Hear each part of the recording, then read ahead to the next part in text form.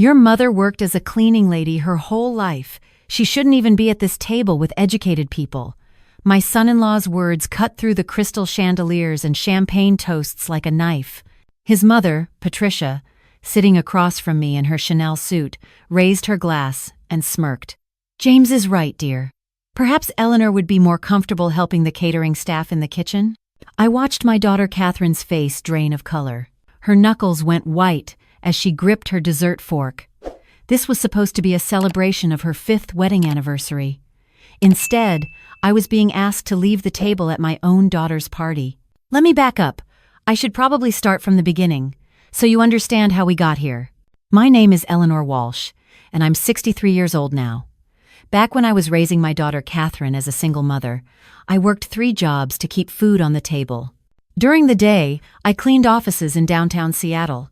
Evenings, I waited tables at a diner. Weekends, I did housekeeping for wealthy families in the suburbs. Catherine never went without, but we lived in a modest apartment, shopped at thrift stores, and counted every penny. I taught Catherine that dignity wasn't about money. It was about how you treated people. She grew up watching me come home exhausted but never bitter. She saw me help neighbors who had even less than we did, and she understood that work, any honest work, was nothing to be ashamed of.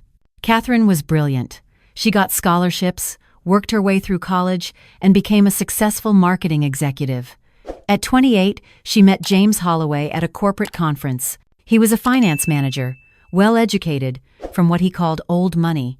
I could tell from our first meeting that James came from a different world. His mother, Patricia, made that abundantly clear. When Catherine first brought James home to our small apartment, Patricia arrived 20 minutes late, wearing designer everything, her nose wrinkled like she smelled something unpleasant. She barely touched the dinner I'd spent all day preparing. "So, Eleanor," Patricia had said, stirring her tea with a spoon that probably cost more than my monthly rent, "Catherine tells me you're in facilities management?" I smiled, used to this game. I clean office buildings. The way her lips pursed could have curdled milk. How industrious. James had laughed, and said, "Mom's being polite. She's just trying to make conversation." Catherine's hand found mine under the table and squeezed. Even then, she was trying to keep the peace. The wedding was small. I offered to pay for what I could, but Patricia insisted on handling everything. "We can't have people thinking the Holloway family couldn't afford a proper wedding," she'd said. Translation: "We can't let anyone know the bride's mother is poor." I watched from the sidelines as Patricia planned every detail. My input wasn't requested. On the day of the wedding, Patricia seated me in the 3rd row, behind James's college roommates and his father's business associates. The mother of the bride, relegated to the margins of her own daughter's wedding. Catherine cried when she realized where I was sitting, but I hugged her and told her it was fine. It was her day. I wouldn't let Patricia's cruelty ruin it. The first year of marriage was tense. Catherine tried to include me in family gatherings, but Patricia and James made it clear I didn't fit their circle. At Christmas dinner, I brought a homemade pie. Patricia glanced at it and said, "Oh, how? Homemade. We usually have our desserts catered by Andre's Patisserie." James chimed in, "Mom's right. This is a bit rustic for our table." My pie sat untouched while everyone ate imported French pastries. At Easter, Patricia hosted brunch at her country club. I wore my best dress, the one I'd saved for months to buy. When I arrived, the hostess looked at me with confusion. "Are you here for the catering staff entrance?" I found out later that Patricia had told the club I was her housekeeper, not her daughter-in-law's mother. Catherine was caught in the middle. She'd call me crying after these incidents, apologizing for James's behavior, for Patricia's cruelty. "Mom, I'm so sorry. I keep telling him this isn't okay, but he says I'm being too sensitive." "You're not being sensitive," I told her. "You're being loyal. That's different." But I watched my daughter shrink over those years. The confident, happy girl I'd raised became quieter, more anxious. She stopped mentioning her childhood. When James's friends asked about her background, she'd change the subject. It broke my heart. Then came the anniversary party. Catherine and James had been married 5 years. Patricia insisted on throwing them a party at her mansion in Bellevue. 5 years is a milestone, Patricia declared. "We'll invite everyone who matters." When Catherine told me about the party, her voice was strained. "Mom, you're invited, of course, but could you maybe not mention the cleaning business? James's colleagues will be there, and he's up for a promotion." I felt something crack inside me. "Catherine, sweetheart, I've never been ashamed of my work." "I know, Mom. I'm not ashamed either. It's just, James says it reflects poorly on him." That should have been my warning sign, but I loved my daughter, so I agreed to come and stay quiet. The night of the party, I dressed carefully in a simple navy dress. I did my own hair and makeup. Looking in the mirror, I saw a woman who'd worked hard her whole life and had nothing to apologize for. Patricia's mansion was obscene. Marble floors, crystal chandeliers, waiters in tuxedos carrying champagne on silver trays. I counted at least 50 guests, all dressed like they were attending the Oscars. Catherine greeted me at the door. She looked beautiful in a gold cocktail dress, but her eyes were worried. "Mom, thank you for coming. Just, please." "I'll be on my best behavior," I promised. The party was going well at first. I stayed in the background, making small talk with a few of Catherine's work friends who were kind enough to include me. Patricia held court in the center of the room, regaling guests with stories about James's accomplishments and the Holloway family legacy. Then dinner was served. Long tables had been set up on the terrace overlooking Lake Washington. Place cards indicated where everyone should sit. I found my card at the far end of the table, next to the caterer's entrance.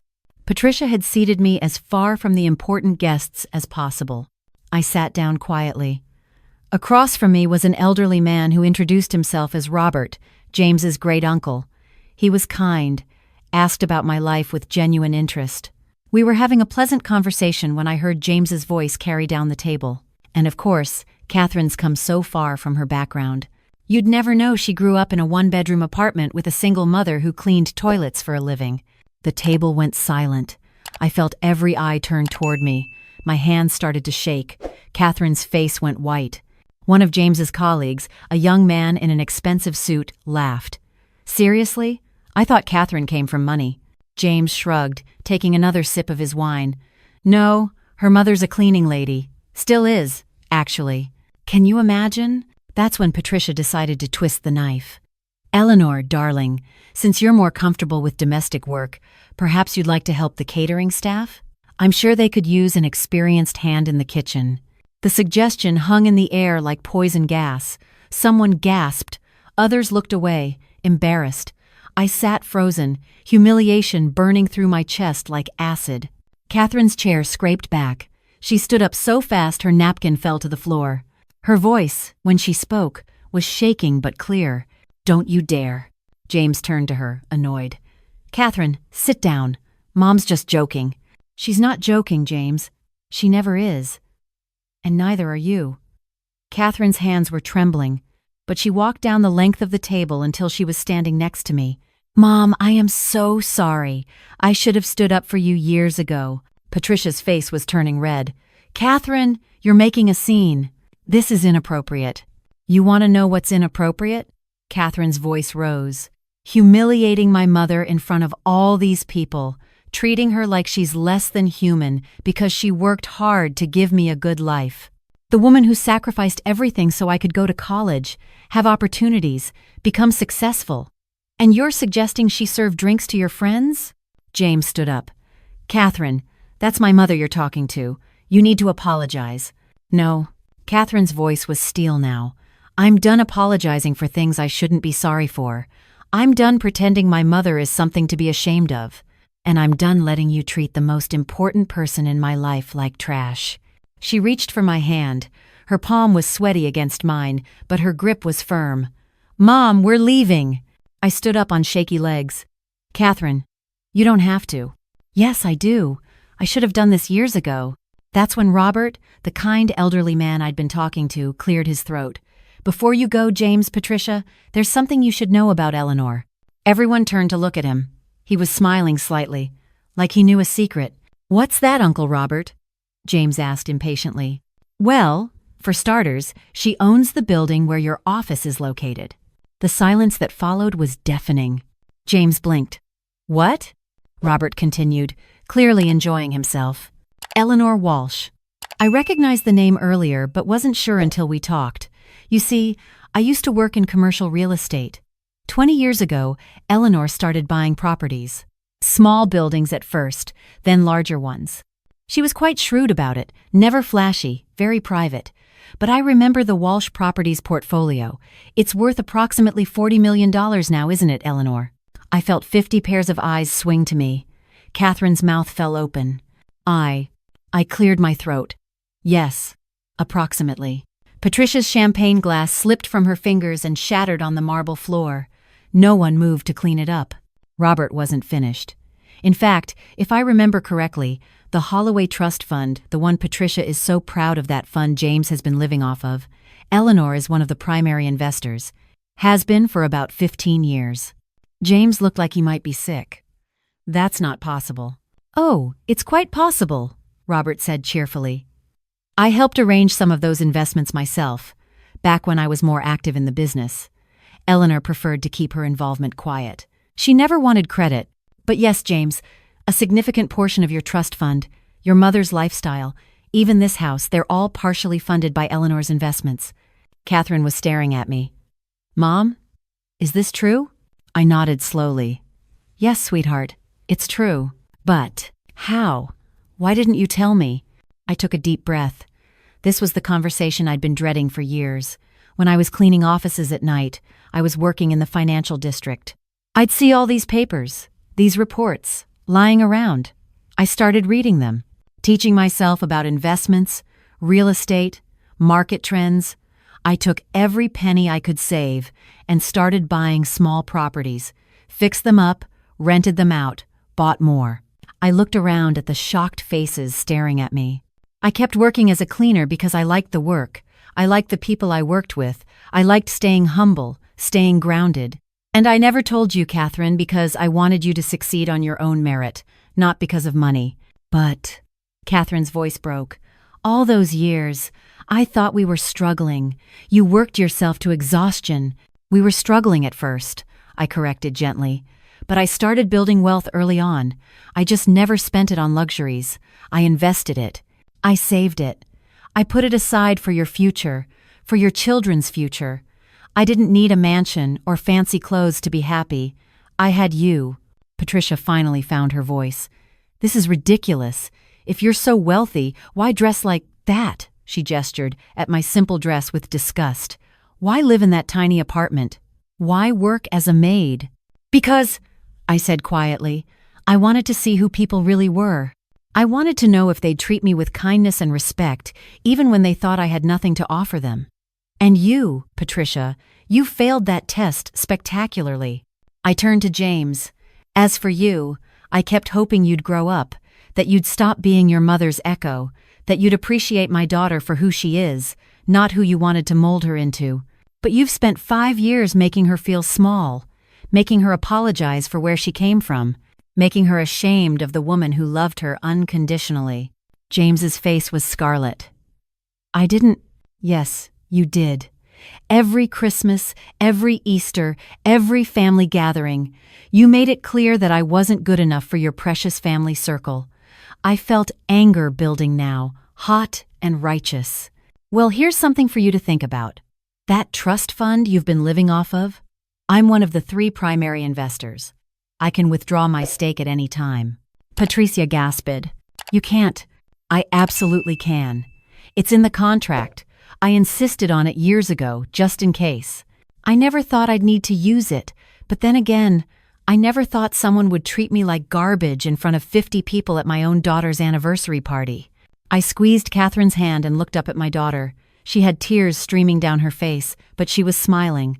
I'm so proud of you, baby girl. You stood up. Finally. Mom, I'm so sorry. I'm so sorry I let them treat you this way. Don't apologize. You found your voice tonight.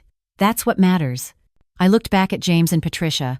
I'm withdrawing my investment from the Holloway Trust Fund, effective immediately. You'll have 60 days to find replacement capital or liquidate assets to cover the shortfall. I suggest you start with this house. Patricia's legs seemed to give out. She sank into her chair, looking like she'd aged 10 years in 10 seconds. James was stammering. You can't. Catherine, talk to her. This affects you too. Actually, Catherine said, her voice stronger now, it doesn't, because I'm leaving you, James. The gasps around the table were audible. James stared at her in shock. What? I'm leaving you. I've spent 5 years watching you treat my mother like dirt. I've spent 5 years making excuses for you, telling myself you'd change, that it would get better, but it won't. Because this is who you are. You and your mother. You're bullies who think money makes you better than everyone else. Catherine, don't be hasty, Patricia tried. I'm not being hasty. I'm 5 years too late. Catherine picked up her purse from the back of her chair. Mom, let's go home. We walked out together, leaving 50 stunned guests in our wake. Behind us, I could hear Patricia's voice, shrill and panicked. Robert, she can't really do that, can she? The investments. Robert's reply was calm. Oh, she absolutely can. Eleanor was always very careful about her contracts. I'd recommend you call your lawyers first thing Monday morning. As we reached the front door, Catherine stopped and turned back one more time. For the record, James, my mother is the strongest, most brilliant woman I know. She built an empire while working 3 jobs and raising me alone. She could buy and sell your entire family 10 times over, and she did it without ever losing her kindness or humility. I should have been defending her from day one. That's on me. But I'm done now. We're done. We drove to my apartment in silence. Catherine kept glancing at me, like she was seeing me for the first time. When we got inside, she finally broke down crying. Mom, why didn't you tell me? All this time, I thought. I thought we had nothing. I felt like I had to prove myself to James's family, had to show them I was good enough. You were always good enough, baby. You didn't need money to prove that. I held her while she cried. I kept it secret because I wanted you to value things that matter. Character, integrity, kindness. Not bank accounts. But you let them treat you so badly. I let them show their true colors. And tonight, you saw them clearly for the first time. I wiped her tears with my thumb, the way I did when she was little. You stood up for me. That meant more than all the money in the world.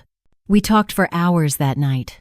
I explained everything, how I'd built my real estate portfolio, how I'd made strategic investments, how I'd been quietly funding various trusts and businesses, including the Holloway family's financial ventures for years. I'd done it anonymously through holding companies and investment groups. No one knew.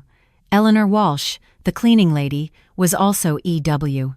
Properties, one of the most successful private real estate investors in the Pacific Northwest. Catherine filed for divorce the following Monday. James tried to fight it, but when my lawyers got involved, his lawyers advised him to settle quickly and quietly. He did. The divorce was finalized in 6 months. The Holloway Trust Fund? Without my investment, it collapsed within the year. Patricia had to sell her mansion, downsized to a modest condo. James lost his cushy position at the family business when it became clear there was no family business left to speak of. Last I heard, he was working as a financial consultant, making a decent living but nothing like the lifestyle he'd been accustomed to. I didn't take pleasure in their downfall. That was never my goal. But I did appreciate the poetic justice of it all. Catherine? She thrived. She moved back in with me for a while, just the two of us like old times. We laughed more in those 6 months than we had in 5 years. Eventually, she got her own place, kept her job, kept building her life. 2 years later, she met David, a high school teacher who thought it was amazing that I'd worked 3 jobs to raise my daughter alone. He asked me about my cleaning work with genuine interest, wanted to hear stories about the people I'd met, the things I'd learned. At their wedding, David's father, a retired firefighter, sat next to me in the front row and said, "Eleanor, it's an honor to share this day with a woman who clearly raised her daughter right." I cried happy tears that day. Real ones. As for me, I still own my properties. I still invest. But I also started a foundation that provides business training and seed capital to single mothers trying to start their own businesses. I've funded over 200 women so far. Some have failed. Many have succeeded. All of them know that where you come from doesn't determine where you're going. I also still clean. Not offices anymore, I don't need to. But every Saturday morning, I volunteer at a women's shelter, helping to keep the facilities nice for women and children who are starting over, just like I once did. It keeps me humble, keeps me grateful, reminds me that dignity isn't about money or status, it's about how you treat people, especially people who can't do anything for you. That's the lesson I taught Catherine. That's the lesson James and Patricia never learned. And that night at the anniversary party, when my daughter stood up and took my hand, that was worth more than all $40 million in my portfolio, because I didn't raise Catherine to be rich. I raised her to be good. And in that moment, standing up for her mother against people who'd spent years belittling her, she showed me that she understood what really matters. Money comes and goes. Character lasts forever. And karma?